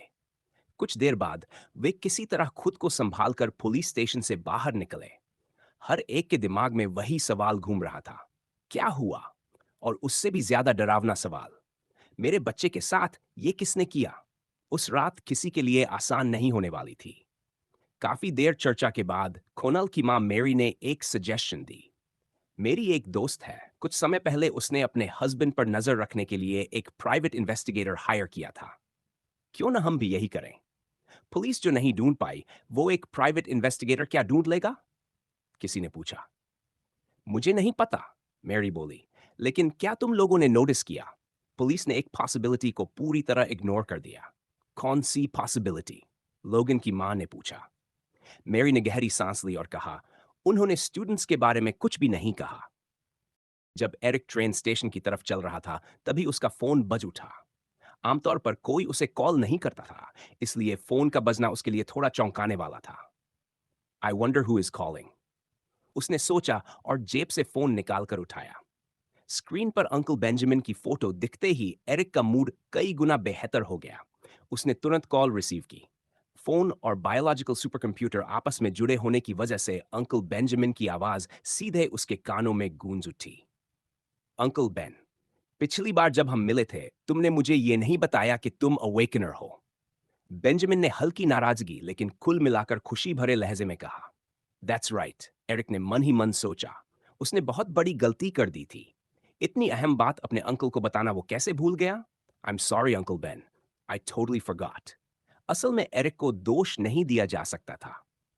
पिछली बार जब वे मिले थे, तब लोगन, कोनेल और ओरसन की वजह से वह अस्पताल पहुंच गया था। उस समय उसकी हालत ही ऐसी थी। बेंजामिन ये बात समझता था। एरिक की आवाज में अपराधबोध सुनकर उसने तुरंत विषय बदल दिया। ऑलराइट, उसने कहा, मैं तुम्हें लेने आ रहा हूं। हम अपने पसंदीदा रेस्टोरेंट चलेंगे सेलिब्रेट करने। ठीक है, मैं तुम्हारे अवेकनिंग के बारे में सब कुछ सुनना चाहता हूं। रियली? रियली? बेंजामिन ने भरोसा दिलाया। बताओ तुम कहां हो, मैं लेने आ रहा हूं। मैं वेस्टर्न ट्रेन स्टेशन पर हूं, यहीं वेट करूंगा, एरिक ने उत्साह से कहा। 10 मिनट बाद एक कार उसके पास आकर रुकी। अंकल बेंजामिन बाहर निकले।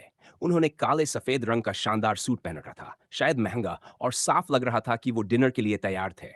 हाय अंकल बेन, दोनों ने गले लगाया, फिर कार की ओर बढ़े और रेस्टोरेंट के लिए निकल पड़े। रास्ते भर और पूरे डिनर के दौरान एरिक ने बेंजामिन को सब कुछ बताया। कैसे उसका अवेकनिंग हुआ, क्या क्या उसके साथ हुआ, कैसे उसने दोस्त बनाए, और बहुत कुछ। मध्यम उम्र का वो आदमी सच में खुश था। उसे पता था कि वीक ब्रेन क्रिस्टल की वजह से एरिक ने कितना कुछ झेला था। उसकी नजर में ये अवेकनिंग किसी चमत्कार से कम नहीं थी। तो उन्होंने मुझे एक बड़े से कमरे में ले जाकर मेरी पावर्स टेस्ट की। रिजल्ट ये आया कि ब्रेन क्रिस्टल में बस हल्का सा इंप्रूवमेंट हुआ, लेकिन मैं सीधे ई रैंक में पहुंच गया। मुझे तुम पर बहुत गर्व है एरिक। अब आगे क्या प्लान है? बेंजामिन ने पूछा। मिलिट्री सर्विस के बाद मैं जमीन खरीदकर एक फार्म शुरू करना चाहता हूं। मेरी पावर के साथ यही सबसे सही रहेगा। इतना आसान नहीं होगा। फार्म लेने के लिए तुम्हें स्टोन फैमिली के साथ हाथ मिलाना पड़ेगा, और वो बिल्कुल आसान लोग नहीं हैं। पैसों के पीछे पागल घमंडी लोग हैं। उनसे पंगा लेना मतलब सीधे मौत को बुलाना। और एक और बात, मैं आर्मी सर्जेंट हूं, इसलिए मिलिट्री के तरीके तुमसे बेहतर जानता हूं। यकीन मानो, अवेकनर होने के बाद उनके चंगुल से निकलना आसान नहीं होगा। तो आपको लगता है कि 10 इयर्स की मैंडेटरी सर्विस के बाद भी वो मुझे जाने नहीं देंगे? एरिक ने पूछा। एग्जैक्टली, डबल न्यूरल लिंक्स का मतलब है कि तुम एवरेज से कई गुना ज्यादा ताकतवर हो। वो किसी न किसी बहाने से तुम्हें रोक ही लेंगे। मैं मिलिट्री में पूरी जिंदगी नहीं बिताना चाहता, एरिक ने दृढ़ता से कहा। मुझे नहीं लगता कि तुम्हारे पास कोई चॉइस है। अगर किसी तरह तुम मिलिट्री छोड़ भी दोगे तो वो तुम्हारी जिंदगी नर्क बना देंगे। देश के अंदर सब कुछ उन्हीं के कंट्रोल में है। उनका कंट्रोल छोड़ने का बस एक ही तरीका है, थग बन जाना। और मुझे नहीं लगता तुम्हें रॉबरी और मर्डर वाली जिंदगी पसंद आएगी। लेकिन अंकल बेन, मैं तो बस नॉर्मल लाइफ जीना चाहता हूं। एक इंसान के लिए वो इतना एक्सट्रीम क्यों करेंगे? एरिक ने कहा। एरिक, मुझे नहीं लगता कि तुम्हारी जिंदगी अब कभी नॉर्मल रह पाएगी। तुम अवेकनर की ताकत को बहुत कम आंक रहे हो। तो मतलब मेरी बस एक ही ऑप्शन है, भाग जाना। मेरे हिसाब से हाँ। एरिक के लिए हालात बेहद उलझ गए थे। या तो फ्यूजिटिव बनो या पूरी जिंदगी मिलिट्री का कुत्ता बनकर रहो। दोनों ही उसे मंजूर नहीं थे। बेंजामिन उसे घर छोड़कर चला गया। एरिक अकेला रह गया अपने ख्यालों के साथ। वो बाथरूम गया, नहाने लगा और फिर आईने में खुद को देखा। 1 महीने में उसका शरीर काफी बदल चुका था। अब वो पहले जैसा दुबला नहीं रहा था। ज्यादा फिट, बल्की और हैंडसम लग रहा था। ये सारे बदलाव सिस्टम की वजह से थे और इसके लिए वो बेहद थैंकफुल था। लेकिन खुद को देखते हुए उसके मन में शक भी पैदा हुआ। क्या अवेकनर बनकर सामने आना सही फैसला था? वो पूरी जिंदगी बुलीड होकर, ट्रैश समझे जाकर नहीं जी सकता था। समाज के हाशिए पर रहना कोई जिंदगी नहीं थी। उसने बहुत सा लिया था, लेकिन साथ ही अवेकनर बनकर सामने आना, जबकि असल में वो था ही नहीं, उसे एक मुश्किल स्थिति में ले आया था। अब उसकी जिंदगी वैसी नहीं रहने वाली थी जैसी उसने कभी सोची थी। मिलिट्री ज्वाइन करने से उसे नफरत नहीं थी। इस दुनिया में ताकत जरूरी थी, टाइड्स की वजह से भी और इंसानों की वजह से भी। उसे पता था कि मिलिट्री उसे मजबूत बनने में मदद करेगी। जिस चीज से उसे असली नफरत थी, वो थे फ्रैंट के नागरिक और उसकी सरकार। एक घटिया सोशल सिस्टम बनाया, ऊपर से क्राइम को खुली छूट दी। वो सिर्फ किस्मत वाला था कि अब तक कोई उसे लूट नहीं पाया, मारा नहीं या ऑर्गन्स बेचने के लिए किडनैप नहीं किया। लेकिन ये किसी भी दिन हो सकता था। इस एक्सप्लॉयटेशन से बचने के बस दो ही रास्ते थे। या तो वो इतना ताकतवर बन जाए कि देश छोड़कर किसी और नेशन में शरण ले सके, या फिर फ्रैंट बदल जाए। इसका मतलब था कि जनरल बेकर को गिरना होगा। लेकिन वो कहना आसान था, करना नहीं। पैसा, स्टेटस, कंट्रोल, उसके पास सब कुछ था। फिर भी इतनी ताकत के बावजूद सरकार देश की समस्याएं हल नहीं कर पा रही थी। ये अजीब था। एक ऐसा देश जो पूरी तरह मिलिट्री पर टिका हो, उसे अंदर क्या चल रहा है ये कैसे न पता हो? शायद ये बस विशफुल थिंकिंग थी। अगर आखिर में यही होना है, तो मैं इस घटिया जगह से भाग जाऊंगा। मुझे यहां कुछ नहीं बांधता। मैं फ्रांस से पूरी तरह नफरत करता हूं। प्रॉब्लम बस ये है कि भागने के लिए पावर चाहिए, लोगों से बचने के लिए और टाइड्स का सामना करने के लिए। आखिरकार सब कुछ पावर पर ही टिका है। एरिक ने अपना फैसला पक्का कर लिया। अब रेड पैलेस डोजो ज्वाइन करना पहले से कहीं ज्यादा जरूरी हो गया था। वहीं से उसे वो रिसोर्सेज मिल सकते थे जिनकी मदद से वो इस घटिया देश से जल्द निकल सके। फैसला लेने के बाद वो बाथरूम से बाहर आया, सोफे पर बैठा और थोड़ी देर लिंक एस्टैब्लिशिंग प्रोसीजर की प्रैक्टिस की। लेकिन वो उस दिन बहुत थका हुआ था। आधे घंटे बाद ही सो गया। जल्दी ही वो मॉर्फियस की गोद में चला गया और सुबह तक चैन की नींद सोया। खोनाल की माँ और लूसी, लोगन की माँ, सख्त चेहरों के साथ सड़क पर चल रही थी। तीनों लड़कों के गायब हुए 10 दिन बीत चुके थे, लेकिन इन दोनों की उम्मीदें अब भी टूटी नहीं थीं। पुलिस पर उन्हें भरोसा नहीं था। भले ही ये मुमकिन था कि सड़क पर किसी ने उन्हें देखा हो और बाद में लूट लिया गया हो, मार दिया गया हो, या उससे भी बदतर कुछ हुआ हो। वे इस नतीजे को स्वीकार नहीं कर पा रही थी। और ये भी नहीं कि उनके बेटों के कातिल यूं ही बच निकले। इसलिए उन्होंने खुद ही मामला अपने हाथ में लेने का फैसला किया। इस वक्त वे उसी प्राइवेट इन्वेस्टिगेटर के पास जा रही थी जिसके बारे में मेरी ने बताया था, इस उम्मीद में कि शायद वह उनके बेटों के गायब होने पर कुछ रोशनी डाल सके। दोनों इस समय ईस्टर्न डिस्ट्रिक्ट के एक अनजान हिस्से में थीं, ऐसा इलाका जिसे वे असुरक्षित मानती थीं। हर कोने पर भिखारी और नशेड़ी दिख रहे थे। सड़कें भीड़ से भरी थीं। चलते चलते दोनों ने गौर किया कि यहां पुलिस की मौजूदगी कुछ ज्यादा ही थी, इतनी कि जैसे पूरे इलाके को घेर लिया गया हो। ये बात दोनों को बेचैन कर रही थी, लेकिन डर के मारे किसी ने कुछ कहा नहीं। Where the hell is this guys office? Lucy ने चिंचलाकर पूछा। पास ही है, चिंता मत करो, मेरी ने जवाब दिया। वे भीड़ से गुजरती रहीं और आखिरकार एक संकरी सी गली के सामने आकर रुकीं, जो दो इमारतों के बीच थी। दोनों तरफ कोई खिड़की नहीं थी, सिवाय तीसरी मंजिल से ऊपर की छोटी छोटी खिड़कियों के। जगह पूरी तरह सुनसान लग रही थी और दोनों और ज्यादा घबरा गई। गली के बीचों बीच एक काला धातु का दरवाजा था, जिस पर ग्राफिटी बनी हुई थी।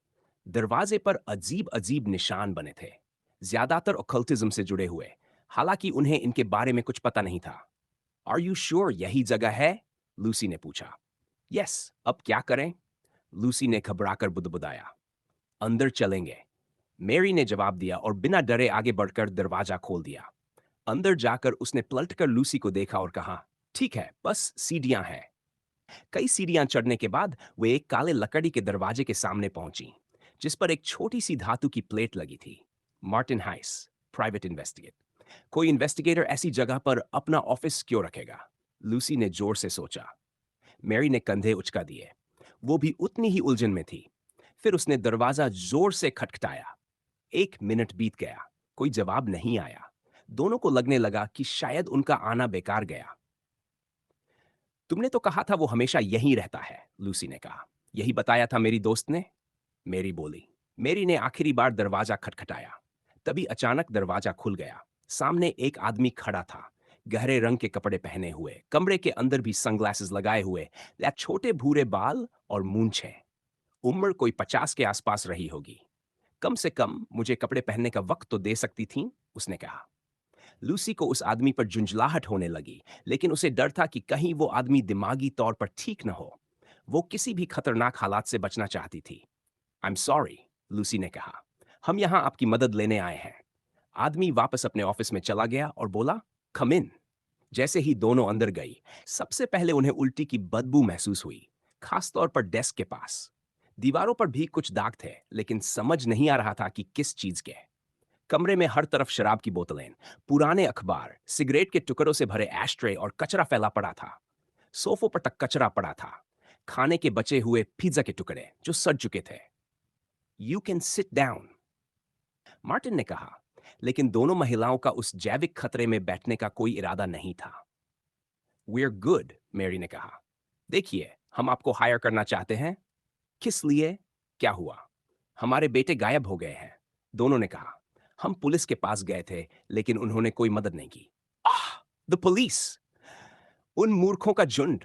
उन्हें तो भरी फ्रिज में से भी बियर ढूंढनी नहीं आएगी। And you can? मेरी ने उसकी इन्वेस्टिगेटिव एबिलिटीज पर सवाल उठाया। मैं तो ये भी बता सकता हूं कि बियर किसने शेल्फ पर रखी थी, पैकेजिंग से निकालने के बाद, मार्टिन ने जवाब दिया। आप अपनी एबिलिटीज को लेकर काफी कॉन्फिडेंट लगते हैं, लूसी ने कहा। हूं भी, लगभग 30 साल से यही काम कर रहा हूं। सो द पुलिस, मेरी ने कहना शुरू किया। Yes, but I am not like them, उसने सख्ती से कहा। वाई सो? मजाक कर रही हो? जिसे जरा सा भी दिमाग चलता है, उसे पता है कि पुलिस करप्ट है, और मेरे पास इसका प्रूफ भी है। दोनों महिलाओं ने एक दूसरे को देखा। यही तो वे भी सोच रही थी। जिस शहर में हर 100 मीटर पर एक दो पुलिस वाले गश्त करते हों, वहां यह कैसे मुमकिन है कि किसी ने कुछ न देखा हो? या तो जिन लोगों ने उनके बेटों को किडनैप किया या मारा, उनके पुलिस से गहरे संबंध थे, या फिर कुछ और ही गड़बड़ थी। उन्होंने ये भी मान लिया था कि यह किसी गैंग का काम है। लेकिन अगर ऐसा नहीं हुआ तो? उन्हें समझ नहीं आ रहा था कि पुलिस ने छात्रों की इन्वॉल्वमेंट की संभावना को पूरी तरह क्यों नजरअंदाज कर दिया। क्या ऐसा हो सकता है कि उन्हें पता हो कि क्या हुआ, लेकिन असली अपराधी को बचाया जा रहा हो? अगर ऐसा है, तो क्या स्कूल भी इसमें शामिल है? क्या प्रिंसिपल कुछ छुपा रहा है? दोनों महिलाएं इस बात को यूं ही छोड़ना नहीं चाहती थीं। ठीक है, मेरी ने कहा, मान लेते हैं कि हम आपकी बात पर भरोसा कर लेते हैं। क्या आप पता लगा सकते हैं कि हमारे बेटों के साथ क्या हुआ? बिना किसी ओवरव्यू के ज्यादा कुछ नहीं कहा जा सकता। फिर दोनों ने उसे सब कुछ बताया। उन्हें जो पता था, पुलिस ने क्या कहा था और उनके बेटों की पर्सनैलिटीज कैसी थी। धीरे धीरे इन्वेस्टिगेटर को पूरी तस्वीर समझ आने लगी। कुछ देर बाद उसने उन्हें बीच में रोक दिया। तो आप ये कह रही है कि ये किसी स्टूडेंट ने किया? उसने कहा। मुझे कहना बुरा लग रहा है, लेकिन पुलिस सही भी हो सकती है। उन्हें किडनैप कर लिया गया हो और ऑर्गन्स बेच दिए गए हों। न्यू अलेक्जेंड्रिया में ये अनकॉमन नहीं है। हो सकता है, मेरी बोली, लेकिन हम श्योर होना चाहते हैं कि ये किसी स्टूडेंट ने नहीं किया। अगर ये किसी गैंग का काम है, तो ठीक है, हम कुछ नहीं कर सकते। लेकिन अगर ये किसी स्टूडेंट या कई स्टूडेंट्स ने किया है, तो कम से कम उन्हें जस्टिस तक तो ला सकते हैं। मार्टिन जोर जोर से हंस पड़ा। फ्रैंट में जस्टिस नाम की कोई चीज नहीं है, खासकर न्यू अलेक्जेंड्रिया में। उसकी हंसी अब दोनों को चिढ़ाने लगी थी। कमरे में उल्टी की बदबू वे मुश्किल से सह पा रही थी। ऑलराइट, उसने कहा। मैं आपकी मदद करूंगा, लेकिन ये जान लीजिए, मेरी सर्विसेज सस्ती नहीं है। उस दिन न्यू अलेक्जेंड्रिया में चीख पुकार मची हुई थी। खबर थी कि एक आदमी को उसके घर के सामने ही बेरहमी से मार दिया गया है। पुलिस के मुताबिक यह काम क्रिस्टल क्रॉस गैंग का था, जिनका उस आदमी से कोई झगड़ा चल रहा था। पुलिस ये नहीं बता पाई कि मामला क्या था, बस इतना कहा गया कि यही वजह थी। लाश अब भी उसके घर के दरवाजे के सामने पड़ी थी। लोग बड़ी तादाद में वहां जमा हो गए थे, इतना कि भीड़ की वजह से पुलिस को अपना काम करने में मुश्किल हो रही थी। शव को सफेद कपड़े से ढक दिया गया था, लेकिन उस पर लगे भयानक जख्म साफ दिखाई दे रहे थे। ऐसा लग रहा था किसी एक्सप्लोसिव पावर का इस्तेमाल किया गया था। आदमी का शरीर कई टुकड़ों में फट गया था। नजारा बेहद डरावना था। क्राइम सीन के चारों तरफ पुलिस ने बैरिकेड टेप्स लगा रखी थी, लेकिन वो जिज्ञासु भीड़ को रोकने के लिए नाकाफी थी। एरिक आराम से सड़क पर चल रहा था, तभी उसकी नजर उस जगह पर पड़ी। यहां क्या हो रहा है? उसने मन में सोचा। भीड़ ने उसकी क्यूरियोसिटी बढ़ा दी, तो उसने पास खड़े लोगों से पूछा। उन्होंने उसे पूरी घटना बता दी। जैसे जैसे एरिक आगे बढ़ा, उसने उस आदमी की लाश देखी। सिर शरीर से अलग पड़ा था। जैसे ही उसकी नजर कटे हुए सिर पर गई, उसके दिमाग में एक ऐसा ख्याल आया जिसे अगर वह किसी को बता देता तो कोई भी डर जाता। एरिक उस आदमी के ब्रेन क्रिस्टल के बारे में सोच रहा था। वो वहीं जमीन पर पड़ा था, बस इंतजार कर रहा था कि एरिक उसे उठा ले और निगल जाए। एक पल के लिए उसका मन हुआ कि बैरिकेड्स कूदकर अंदर जाए और उस आदमी के सिर से क्रिस्टल निकाल ले। लेकिन वो जानता था कि अगर उसने ऐसा किया, तो वो भयानक मुसीबत में फंस जाएगा। एक आदमी ने एरिक की अजीब निगाहें देख ली और उससे पूछ लिया कि वो लाश को ऐसे क्यों घूर रहा है, जैसे उसका दिमाग खाने वाला हो। उसे कुछ गड़बड़ सी लगी। उसे ये नहीं पता था कि वो सच्चाई के कितने करीब था। सिस्टम मिलने के बाद एरिक के ख्याल धीरे धीरे अजीब, डरावने और असहज होते जा रहे थे। उसे खुद भी ये महसूस हो रहा था, लेकिन उसने मान लिया कि ये ब्रेन क्रिस्टल पावर्स चुराने की ताकत का साइड इफेक्ट है और ज्यादा ध्यान नहीं दिया। वक्त कम था, इसलिए एरिक वहां से जल्दी निकल गया और ट्रेन स्टेशन पहुंचा। थोड़ी देर की यात्रा के बाद वह स्कूल पहुंच गया। उसे प्रोफेसर मैकेलिस्टर और बाकी स्टूडेंट्स से मिलकर आने वाले हफ्ते होने वाले टूर्नामेंट की तैयारी करनी थी। जब एरिक फैकल्टी बिल्डिंग पहुंचा, तो प्रोफेसर मैकेलिस्टर पहले से ही वहां था और बाकी टॉप स्टूडेंट्स के साथ टूर्नामेंट पर चर्चा कर रहा था। एरिक ने समय बर्बाद नहीं किया। उसे पता था कि फ्रांस से भागने के लिए उसे और ताकतवर बनना होगा और उसके लिए ट्रेनिंग और न्यूरल लिंक्स जरूरी थे। उसने कपड़े बदले और रोज की तरह प्रैक्टिस शुरू कर दी। किक्स, पंचेस, थ्रोज और ब्लॉक्स। एरिक ने सब कुछ किया, जबकि उसका टीचर उसे ध्यान से देखता रहा। 1 घंटे की प्रैक्टिस के बाद एरिक रुका और आराम किया। तभी उसके दिमाग में जानी पहचानी नोटिफिकेशन गूंजी। Quest complete. अभी सुबह ही थी, लेकिन एरिक अपने डेली क्वेस्ट्स पूरे कर चुका था। कुछ नए मूव्स इस्तेमाल करने की वजह से उसकी मांसपेशियों में दर्द था। फिर भी एरिक जानता था कि उसकी स्किल्स अभी कच्ची है। वह कोई सच्चा वॉरियर नहीं था। असली ताकत सिर्फ मेहनत से ही मिलती है। इसी वजह से उसने प्रोफेसर मैकेलिस्टर की निगरानी में ट्रेनिंग जारी रखने का फैसला किया। टीचर उसे लगातार हिंट्स, एडवाइस और करेक्शंस देता रहा, जिससे एरिक अपनी गलतियां सुधार सका। ऊंची डेक्सटेरिटी की वजह से एरिक अब ज्यादा तेजी से और ज्यादा प्रिसिजन के साथ मूव कर पा रहा था। ये बात उसके टीचर की नजर से छुपी नहीं रही। कुछ देर देखने के बाद वह एरिक के पास आया। एरिक? Yes sir? तुम्हें देखने के बाद मुझे लगता है कि तुम अब रियल फाइटिंग शुरू करने के लिए तैयार हो। आज से मैं चाहता हूं कि तुम स्पैरिंग शुरू करो। सच ये था कि एरिक की ग्रोथ बाकी स्टूडेंट्स के मुकाबले अननेचुरल थी, खास तौर पर उसकी उम्र को देखते हुए। 1 महीने से भी कम समय में उसने वो हासिल कर लिया था, जो आमतौर पर लोग 8 महीनों में करते हैं। प्रोफेसर मैकेलिस्टर नहीं जानता था कि ये नेचुरल टैलेंट की वजह से था या जैसा उसे शक था, एरिक का अवेकनिंग अभी पूरी तरह खत्म नहीं हुआ था, लेकिन सुधार साफ दिखाई दे रहा था। अब एरिक इतना सक्षम हो चुका था कि चीजों को सीरियसली लिया जा सके। ऊपर से, अगर उसे रेड पैलेस ज्वाइन करने का मौका चाहिए था, तो टूर्नामेंट में हिस्सा लेना ही पड़ेगा।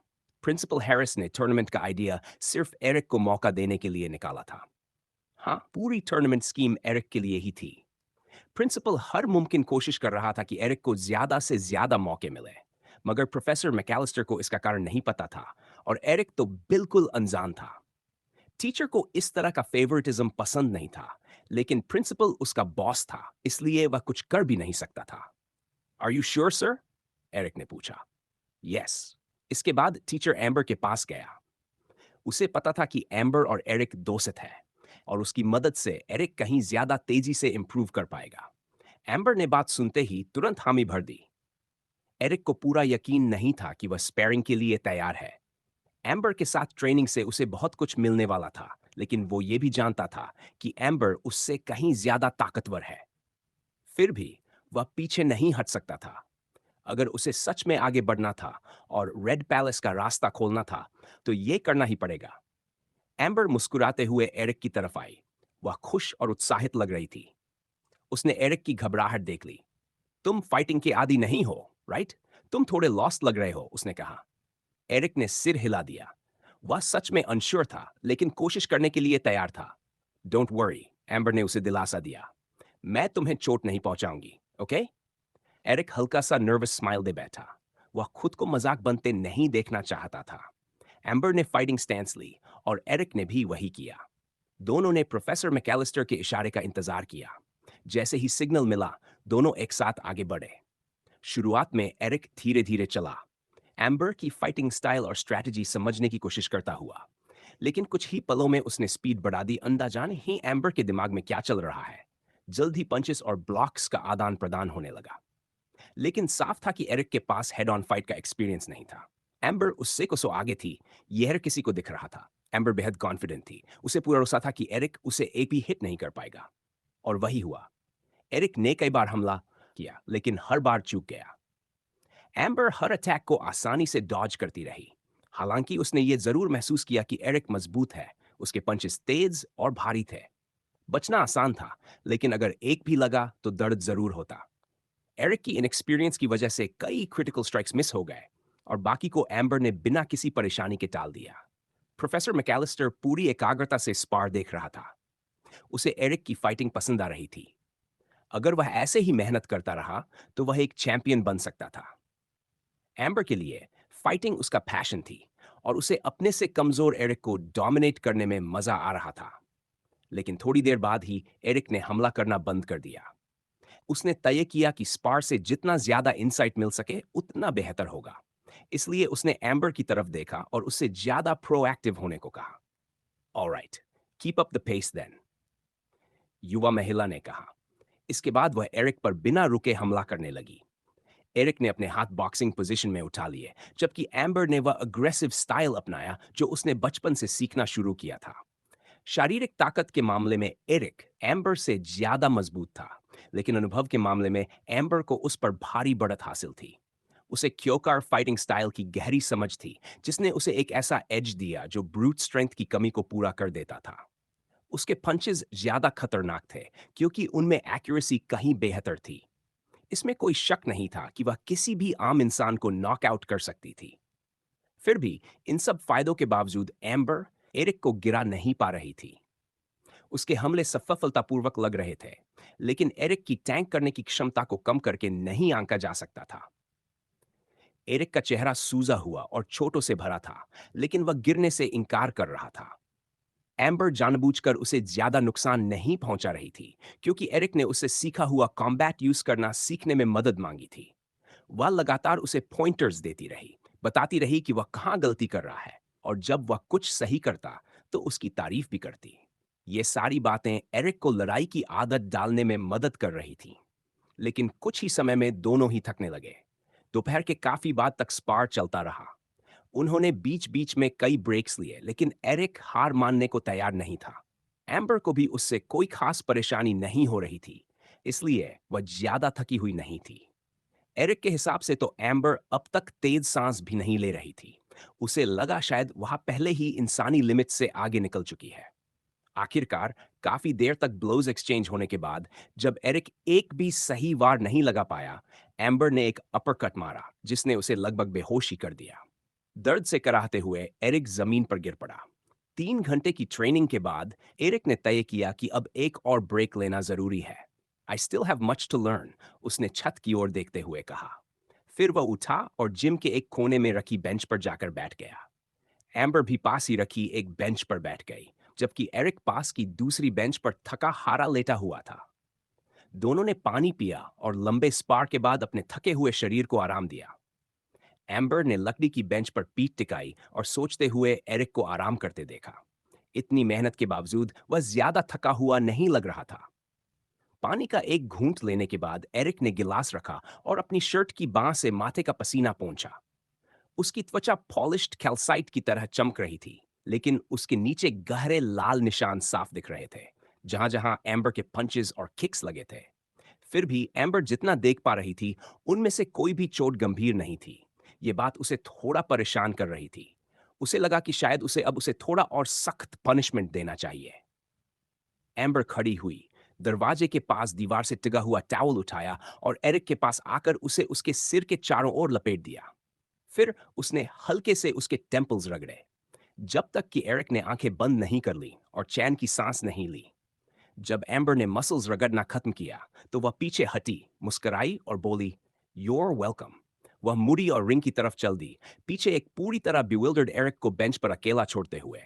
कुछ पल बाद एक जानी पहचानी आवाज आई, "Come on, Eric," professor McAllister ने कहा। और फिर वह एम्बर दोबारा स्पार करने लगे। एरिक को पता भी नहीं था कि उसकी और एम्बर की लड़ाई को कितने लोग देख रहे थे।